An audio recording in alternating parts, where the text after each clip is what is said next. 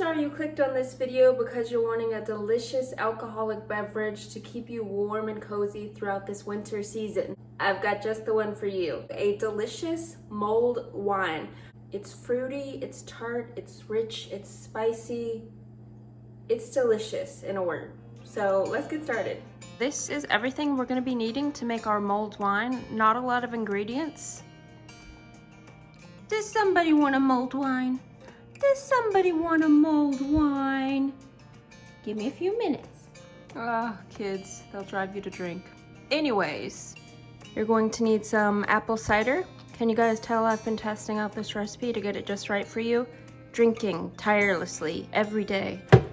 This is a cheap $5 wine. It's a Cabernet Sauvignon with notes of blackberry and cherry. This ended up being perfect because not only does it have the notes of blackberry and cherry, but it's $5. You really don't want to use a high quality red wine in this because you're going to be adding in so many extra flavors. Some cranberries, an orange, some nutmeg, cinnamon, vanilla bean, and star anise. This was the only item that I did have some trouble finding. I ended up ordering this off Amazon. You definitely can leave this out because it's not readily available. I couldn't find it at stores anywhere. But on the upside, this will make me many batches of mulled wine. I'm gonna be using this little mini Dutch oven to make mine just because I'm making a smaller batch. I don't need a lot of space. And we're gonna be starting with a medium-high heat. Let this warm up for a couple minutes and then we'll start adding in our ingredients. Okay, it's been a couple minutes. Our pot is heated up. We are going to take our cider. I have 1 cup here, and yes, it definitely looks like urine. Sorry, I'm a nurse, I noticed these things. Add this right in. Next, our cinnamon. Star anise. Use as much or as little as you please. Star anise has a licorice type flavor, so if you don't like that, then you're probably gonna wanna omit it. Just a little morsel of nutmeg that I've been saving specifically for this. Some cranberries. Now, I don't plan on cooking these cranberries down until they burst, so if I'm gonna be honest, these are mostly decorative. Shh. Some orange slices.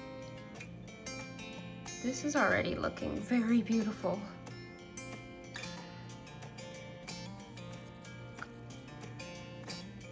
And our vanilla bean. Now I went ahead and cut right down the middle, that way the paste from the vanilla bean is going to cook out and it's going to just give it that much more flavor.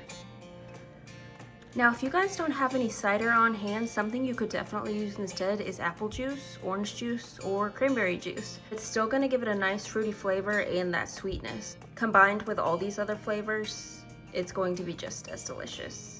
You could also add in some rosemary or even a tea bag of your choosing. There are lots of great holiday flavored tea bags out right now, and you could toss one of those in, let it steep, and it's gonna give it some great flavor. Now, we're just gonna let this cook for 5 to 10 minutes. I'm not gonna add in the red wine yet, and the reasoning for that is because I don't want the alcohol to cook out. I'm trying to get a nice little buzz from this mulled wine. So if I add it in right now, then most of the alcohol is gonna cook out. So I'm gonna let this simmer, put the lid on, and check back in 5 to 10 minutes. Alrighty, it's been about 7 or 8 minutes. My apartment smells like a winter wonderland.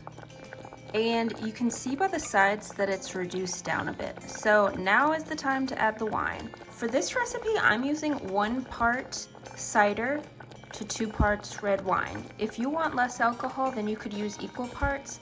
Like I said, I'm looking for a little buzz to get extra toasty on this cold day. So I'm taking 2 cups of our red wine.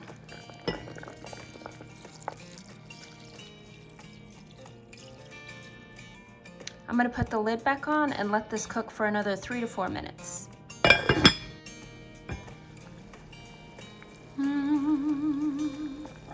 Beautiful. Wish you were here so you could smell what I'm smelling. This is done. This is just heavenly. I just served it up with a few little shortbread biscuits.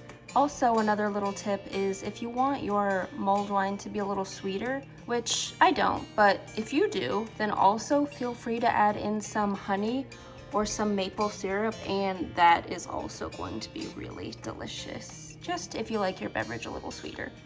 Not me, I'm a big girl and I'm gonna gulp this right up the way it is. Taste test time.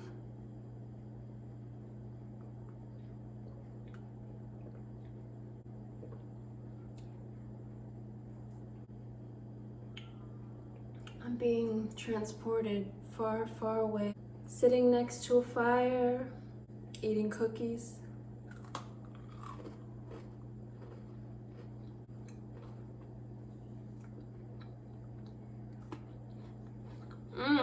Oh my gosh. That is a delicious combo. Wow. These are Biscoff vegan shortbread cookies. Pair very nicely with this. Everything just came together perfectly. It doesn't need a thing. It's perfect. And some of the cranberries did end up bursting a little bit whilst cooking, and they just give it a really nice tart note. Very much appreciated. It's cinnamony, it's got a citrus licorice undertone. Perfect for a cozy winter day. To make for a holiday party, it's gonna make your home smell incredible, by the way. And it's just very, very festive. I don't know what else to say, guys. I really hope you try this. I hope you booze it up and relax, kick up your feet next to the fireplace. If you don't have a fireplace, then just put one of those fake fireplaces on your TV. It's all about the ambiance. If you enjoyed this video, then give it a thumbs up, subscribe, and leave me a nice comment. And I'll see you in the next one. Bye, guys.